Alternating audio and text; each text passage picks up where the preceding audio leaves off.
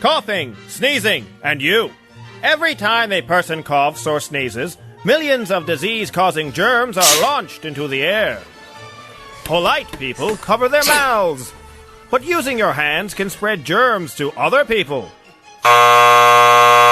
Until recently, the best advice was to use the inside of your elbow.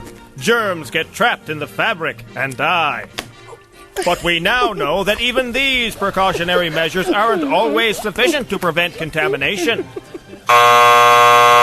That's why your best bet is to sneeze into the back of your knee. Here, people are far less likely to come into contact with your germs. Can't reach?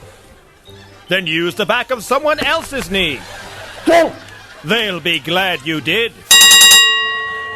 By following these simple steps, we can all help make the world a healthier place to live.